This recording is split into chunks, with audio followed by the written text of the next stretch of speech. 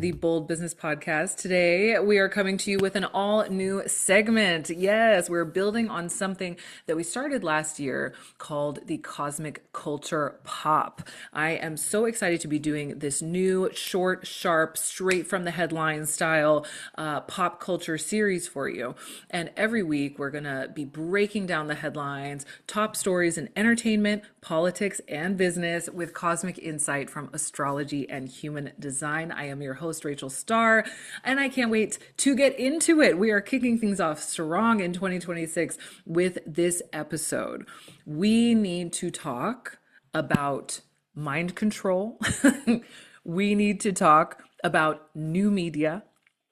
We need to talk, and actually, a lot of people recently have been talking about Chappell Roan. So let's get into all the tea.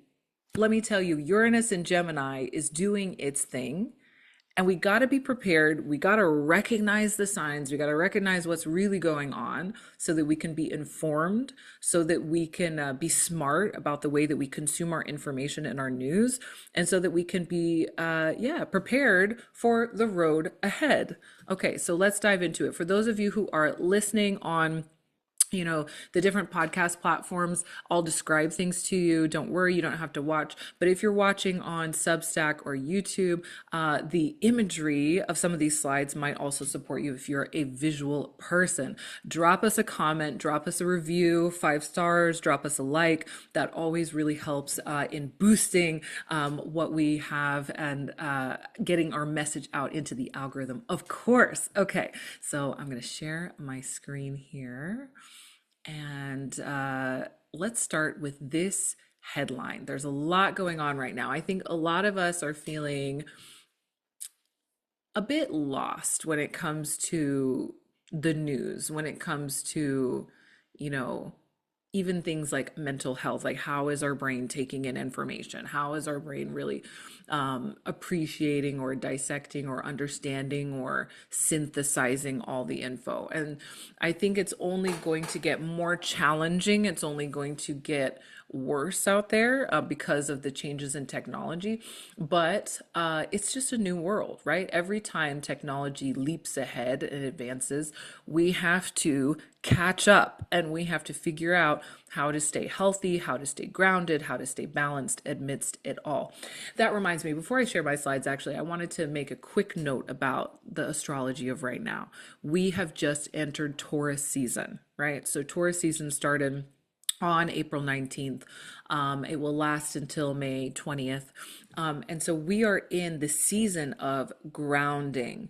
We are seeking, and the cosmos is inviting us to seek out, stability, security, to get more embodied, to get more comfortable and collected in our body, right? It's very practical, the sign of Taurus. It's very stubborn in some ways, sure of itself, confident. It knows what it wants. It knows what it needs, and it's not deviating from that. And I think that a lot of us do need some of that energy right now. There's a lot of fire, right? 2026. So those of you who watch my forecast, right, still available on my website. If you're new here and you want to know what the heck is up in 2026, you can watch the forecast. I break down all the major dates, all the major astrology and human design. But if you paid attention to that, you know that this year is a fire year. There's a lot of fire going on, a lot of air. It's going to be only increasing as we get into summer and the nodes shift and all those things.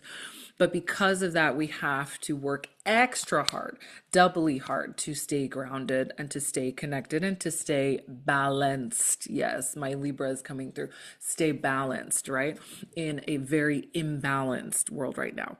Okay, so with that intro, let's get into the topic of the day. Wanted to just set the scene a little bit there for you as we dive in. So the first headline of the day that I want to share with you is from BuzzFeed. And it says, a new report has found that Chappell Roan was the target of a bot-driven online attack. The subheading here is yet another smear campaign is working its magic.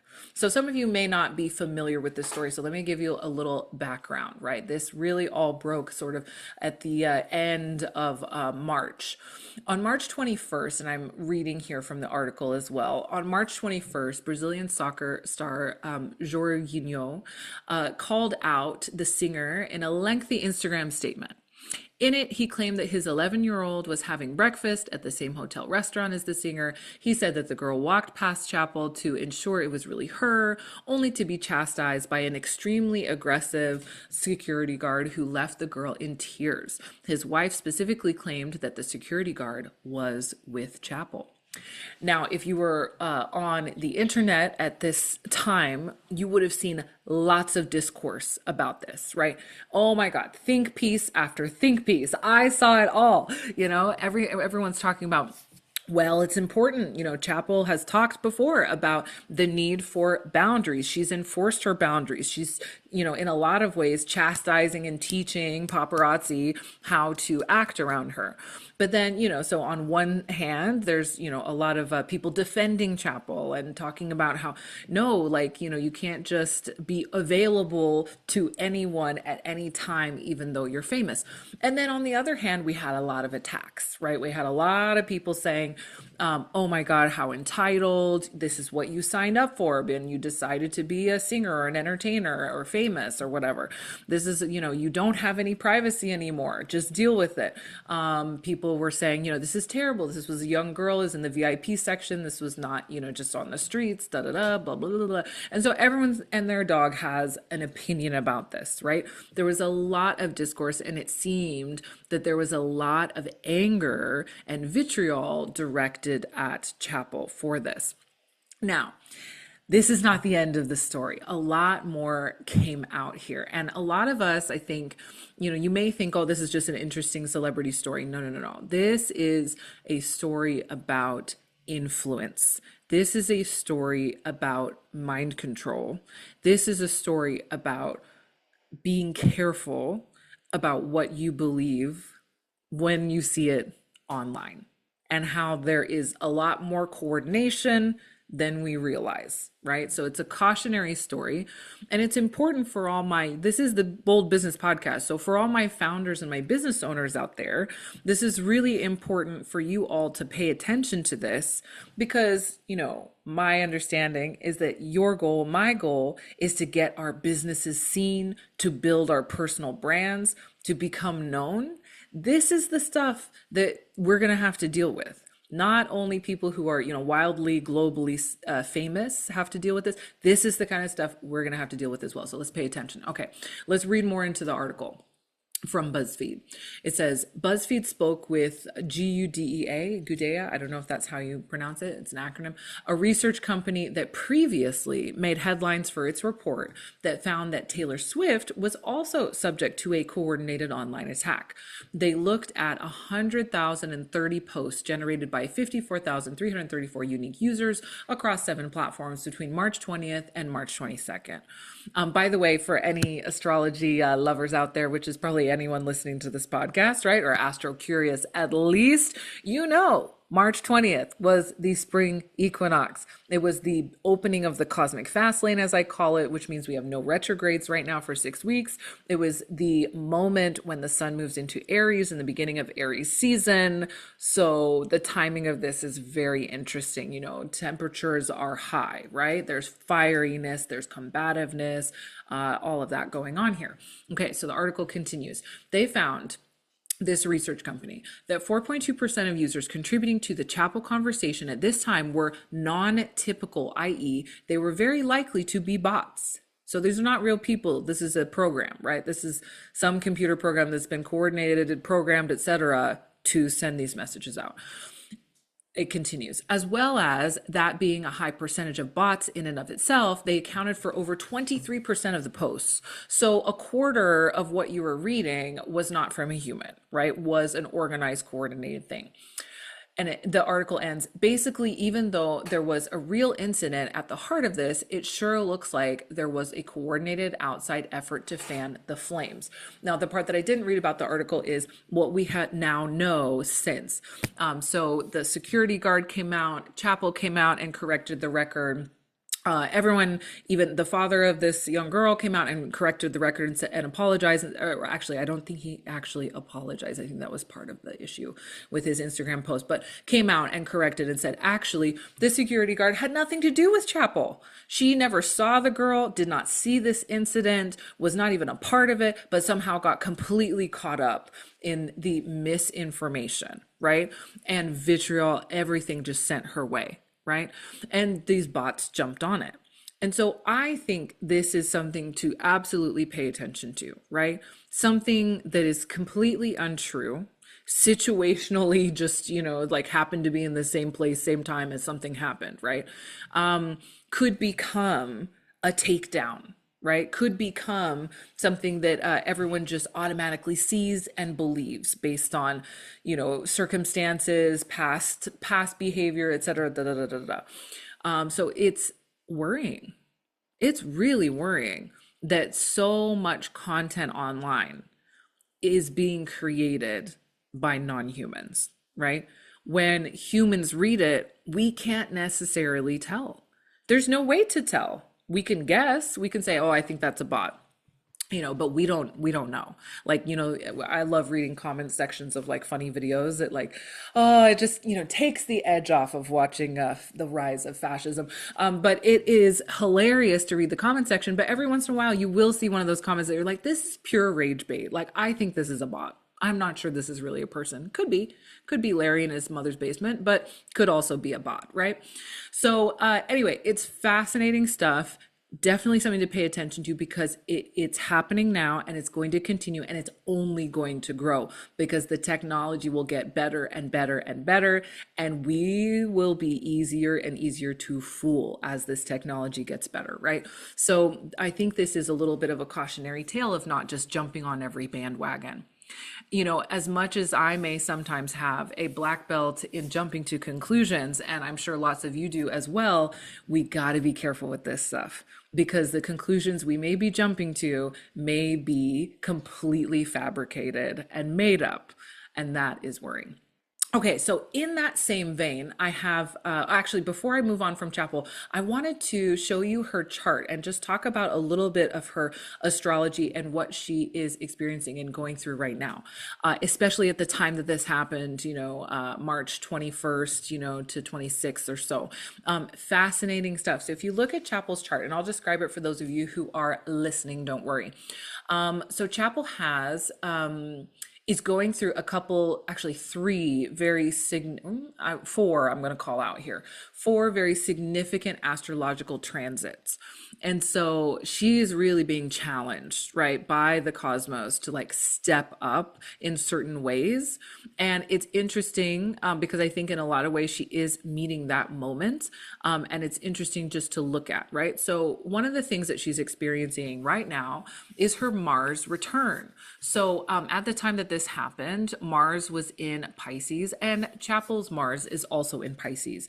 Your Mars return only happens once every 2 years. So it is significant. It's not like a Venus return or Mercury return, which happen, pretty regularly. But it is a big deal. When your Mars return happens, I always talk about this with my constellation community members, with my clients, like this is a time when you've got to really do your Mars. You've got to lean into it. You've got to really do it. And if you don't, it will push you and put pressure on you to make things happen. So a Pisces Mars is very much about vision. And it's about, the dreamer, the visionary, the person.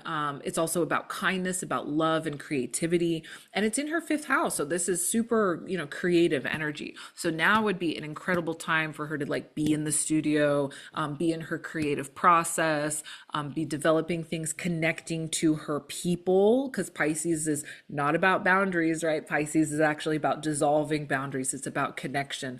It's about, there's nothing between you and me.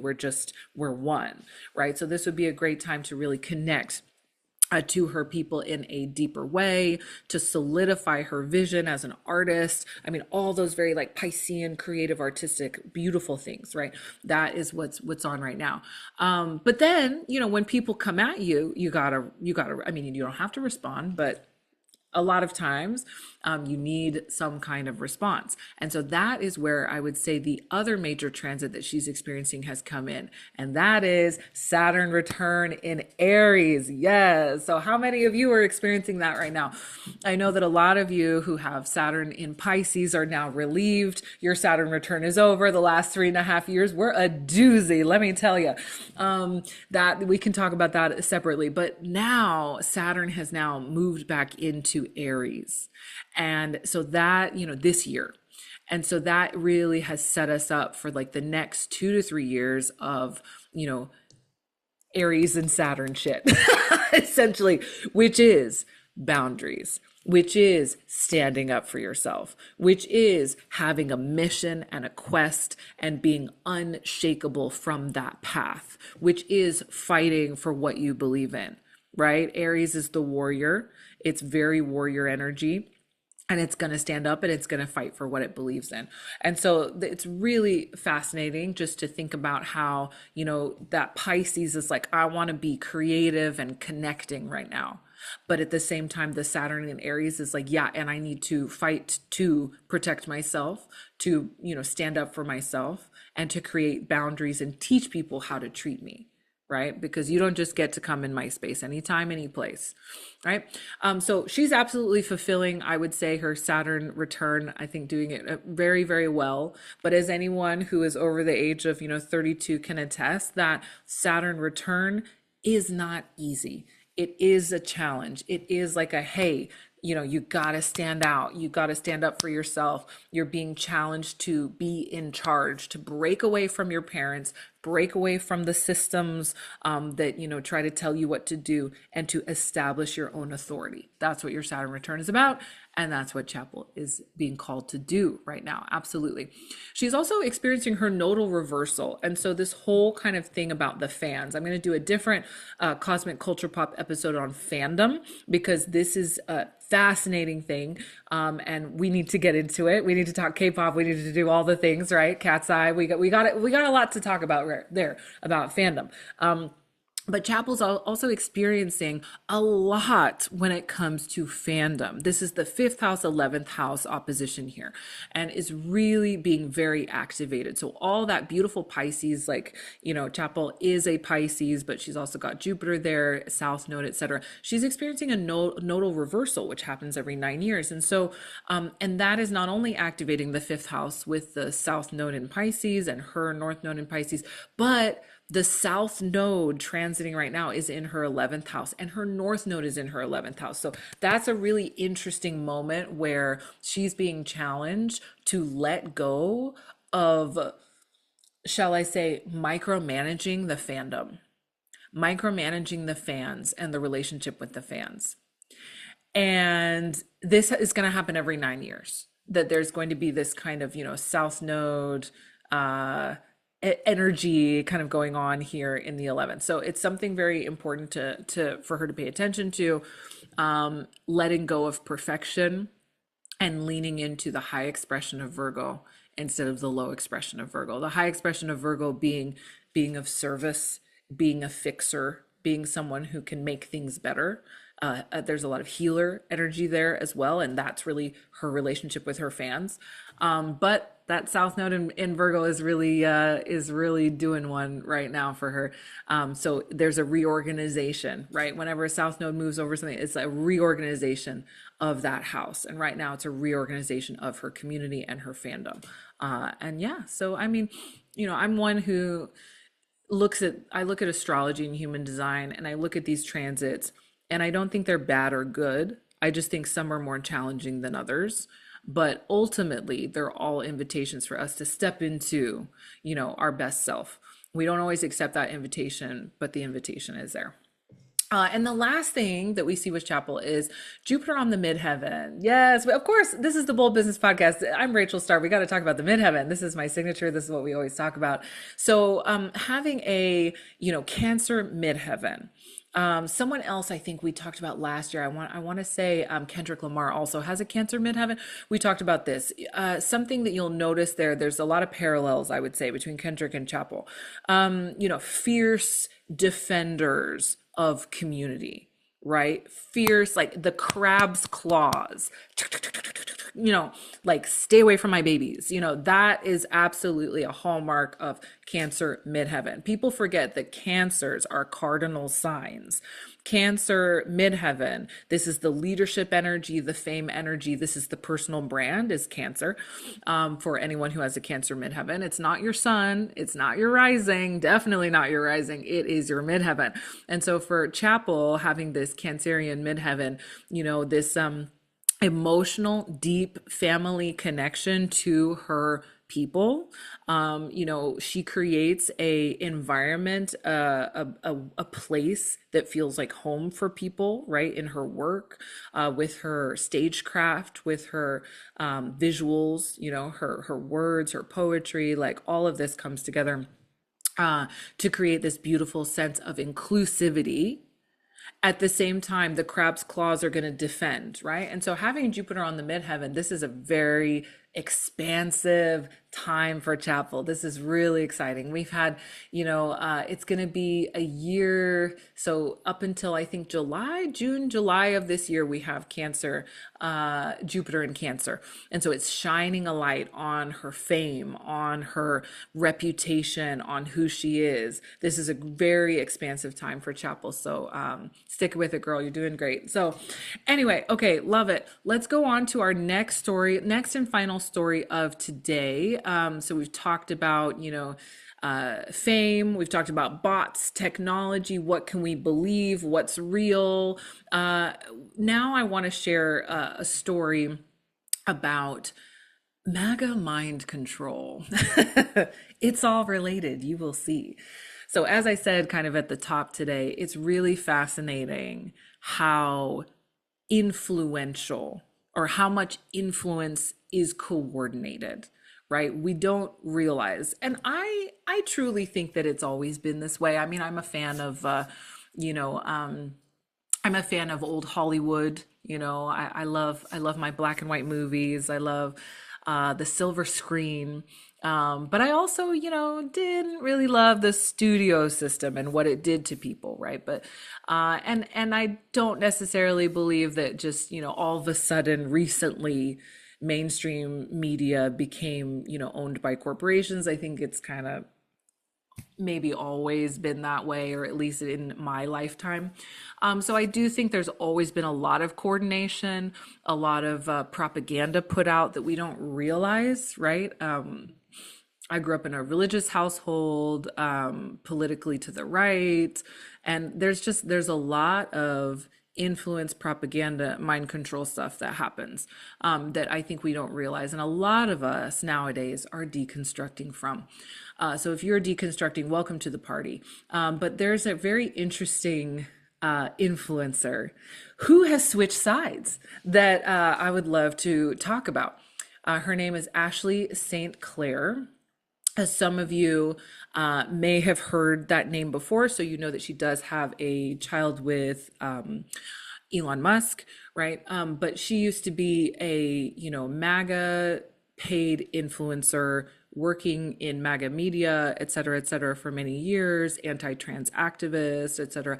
And last year, she really did a lot of deep deconstruction, left that world, and is now on TikTok spilling the tea. This, pull up you get your popcorn out, seriously, this is some really fascinating stuff.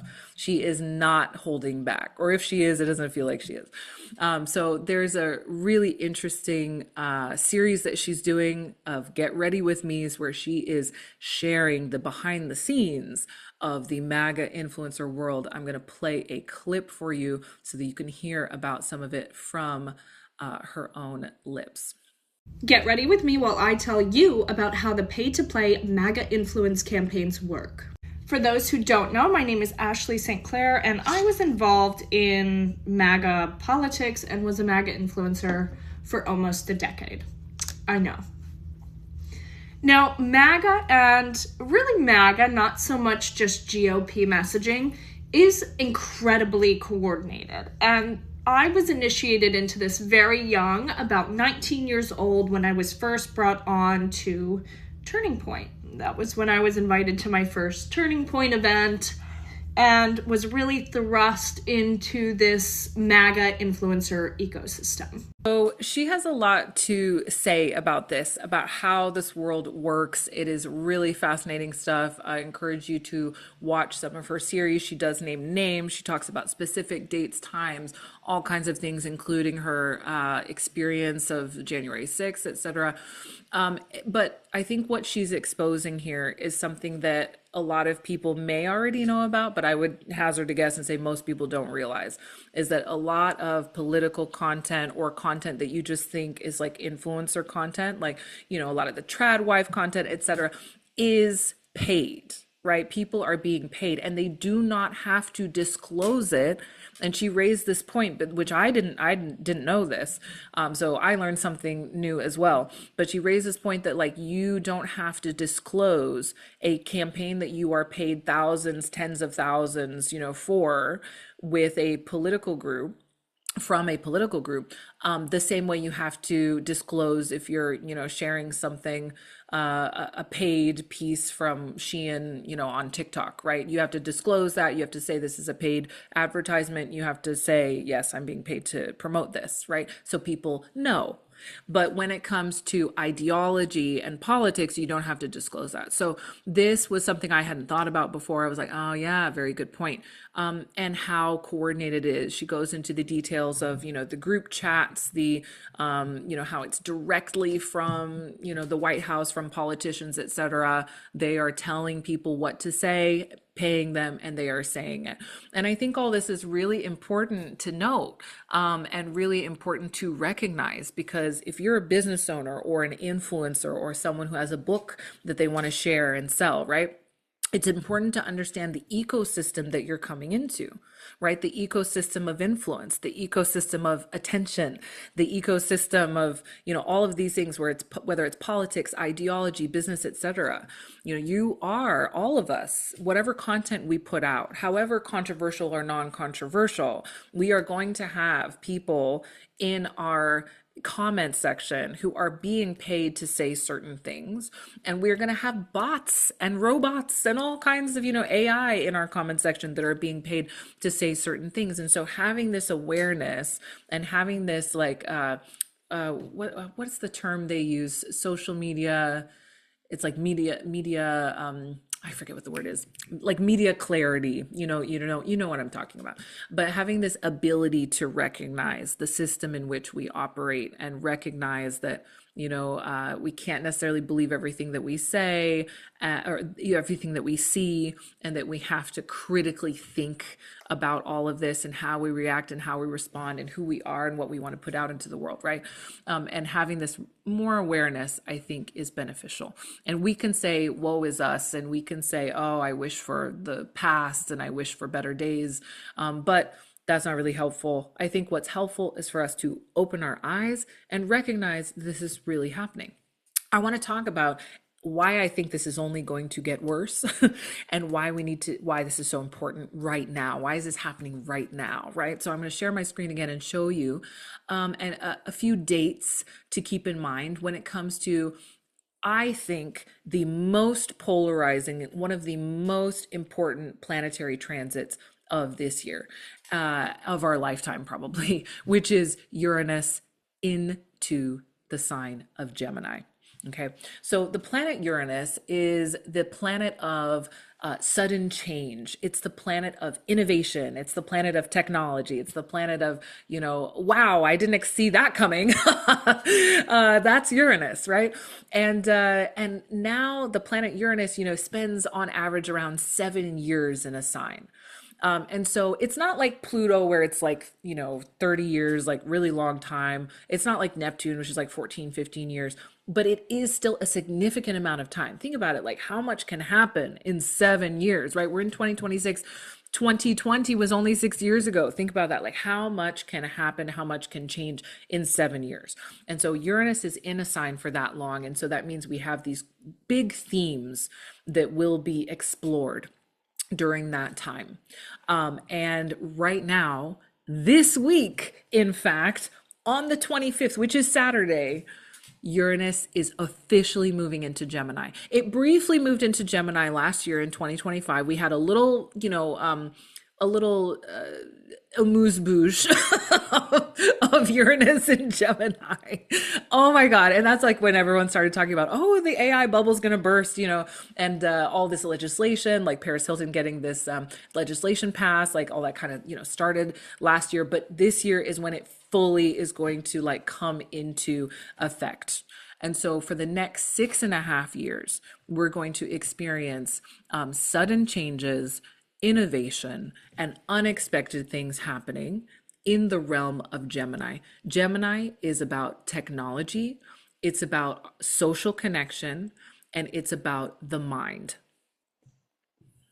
That is why today's theme is mind control. Because the mind, the realm of the mind, what we consume, how our mind operates, how we think about, ourselves, how we take care of our mental health, even down to things like Alzheimer's, dementia, etc. The mind, the health of the mind, right, is going to be a big focus for the next 6.5 years. And I hope that there will be some really positive things that come out of this. I hope there will be some really positive advances in science.